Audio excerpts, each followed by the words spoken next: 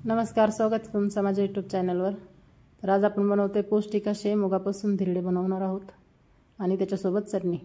तर व्हिडिओ कुठे स्किप न करता पूर्ण बघा, रेसिपीला सुरुवात करूया। आणि तुम्ही माझ्या चॅनलला अजून सबस्क्राइब केलं नसेल तर प्लीज सबस्क्राइब करा।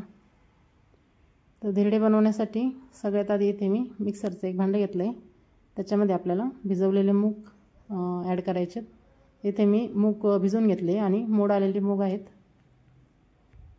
त्यानंतर याच्यामध्ये तांदळाचं पीठ ॲड करायचं आहे। तिथे मी 1 वाटी तांदळाचं पीठ घेतलंय। नाही ॲड केलं तरी चालेल, तांदळाचं पीठ स्किप केलं तरी चालेल, फक्त साधे मुगाचे तुम्ही धिरडे बनवले तरी चालतील। त्याच्यामध्ये मी 1 चम्मच रवा टाकलाय थोडासा। त्यानंतर याच्यामध्ये हिरवी मिरची ॲड केलं। तिखट तुम्ही तुमच्या आवडीनुसार तिखट याच्यामध्ये टाकू शकता। तिथे मी 4 ते 5 हिरव्या मिरच्या घेतल्या।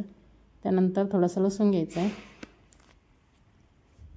थोडीशी कोथिंबीर छान चव येते धिरड्यांना, त्याच्यामुळे याच्यामध्ये थोडीशी कोथिंबीर ॲड करायची आणि पाणी टाकून हे छान असं याचं बारीक वाटण करायचं आहे। इथे छान असं बारीक वाटून घेतलं आहे मी, इथं पाहू शकता एकदम बारीक असं वाटण करायचं आहे।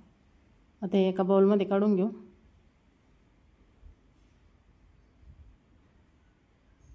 याच्यामध्ये थोडंसं परत पाणी ॲड करायचं आहे आपल्याला।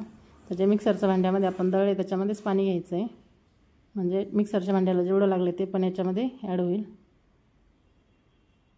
थोडंसं बॅटर पातळच बनवायचं आहे आपल्याला, आपण डोश्याला बनवतो त्याचप्रमाणे इथं बॅटर बनवायचं आहे। हे सर्व आता छान असं मिक्स करून घ्यायचं आहे।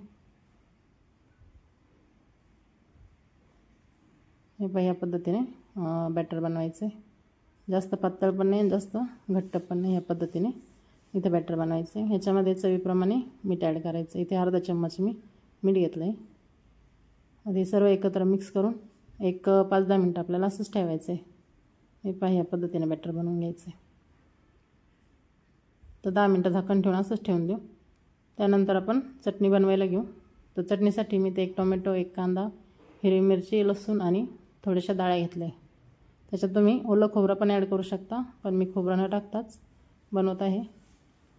तर आपल्याला चटणी बनवण्यासाठी सगळ्यात आधी ना थोडंसं फ्राय करून घ्यायचं आपल्याला। जे आपण चटणीसाठी घेतलं होतं कांदा, टोमॅटो सर्व एकत्रच मिक्स करून फ्राय करून घ्यायचे। हलकंसं फ्राय करायचे, थोडासा रंग चेंज होईपर्यंतच फ्राय करून घ्यायचं कमी। इथे छान असा रंग चेंज झाला आहे, होऊ शकतं थोडंसं हलकंसं। आणि आता हे थंड होऊन देऊ। थंड झाल्याच्या नंतर आपण याचं बारीक वाटण करू। तर इथे थंड झालं आहे आपलं, तर आता आपण बारीक वाटून घेऊ चटणीसाठी। तर एका मिक्सरच्या भांड्यामध्ये हे सर्व काढून घ्यायचे आणि बारीक वाटून घ्यायचे। तर याच्यामध्ये आपल्याला कोथिंबीर ॲड करायची आहे। थोडीशी कोथिंबीरने छान चव येते, त्याच्यामध्ये थोडीशी कोथिंबीर ॲड करते मी। थोडंसं पाणी टाकून आपल्याला याचं वाटण करायचं आहे। तर चवीप्रमाणे लगेचच मीठ ॲड करायचं याच्यामध्ये आणि थोडीशी आपल्याला साखर ॲड करायची याच्यामध्ये। तर इथे मी अर्धा चम्मच साखर ॲड केली आहे। तर याचं आता आपण बारीक वाटण घेऊ, थोडंसं पाणी टाकून। तिथे छान असं बघा चटणीचं बॅटर झालं आपलं। तर एका बाउलमध्ये काढून घ्यायचं आहे आणि आपल्याला तडका द्यायचा आहे। तर जास्त पाणी ॲड नाही करायचं याच्यामध्ये। तर तडक्यासाठी तोच पॅन घेतला आहे मी, ज्याच्यामध्ये आपण चटणीचं फ्राय केलं तर तोच। त्याच्यामध्ये तेल ॲड करायचे, छान गरम होऊन द्यायचे। त्याच्यानंतर मोहरी ॲड करायची याच्यामध्ये। मोहरी छान फुलल्याच्या नंतर याच्यामध्ये कढीपत्ता ॲड करू। कढीपत्त्याने छान फ्लेवर येतं तडक्यासाठी। तर कढीपत्ता पण इथं छान फ्राय होऊन द्यायचा। त्यानंतर याच्यामध्ये एक मी लाल मिरची घेतली, इथे बेडकी मिरची घेतली, ती पण छान फ्राय करून घ्यायची याच्यामध्ये। आणि छान असं आपल्याला चटणीला तडका द्यायचा आहे, या पद्धतीने पहा। तर इथं आपली चटणी छान अशी तिथे लगेचच आपण इथे धिरडे काढायला घेऊ। धिरडे काढण्यासाठी मी इथे गॅसवर तवा तापायला ठेवला आहे, त्याच्यावरती तेल ॲड करून घेतलं आहे। थोडंसं तेल टाकायचं आहे म्हणजे चिकटणार नाही। तर आता हे जे बॅटर बनवलं ते परत एकदा छान असं मिक्स करून घ्यायचे, त्यानंतरच ॲड करायचे। तवा पण छान आपल्याला तापून द्यायचा आहे, त्यानंतर बॅटर ॲड करायचं याच्यामध्ये। तिथे तवा पण छान तापला आहे।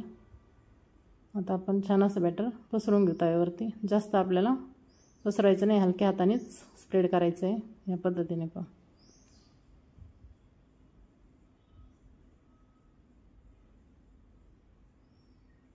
तर एक साईड छान भाजून झाली इथं।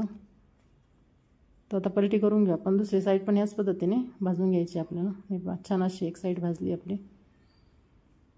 तर दुसऱ्या साईडने पण छान असं आपलं धिरडं भाजलं आहे. ते एका प्लेटमध्ये आता काढून घेऊ. पाहू शकता ह्याच पद्धतीने सर्व धिरडे बनवायचे आपल्याला. एकदम छान असे धिरडे झालेत पौष्टिक. तिथे आपले सर्व धिरडे बनवून झालेत. पाहू शकता एकदम सॉफ्ट असे धिरडे झाले इथे. ते एकदा नक्की ट्राय करून पहा. खूप छान लागतात आणि पौष्टिक पण आहेत मुगाचे धिरडे.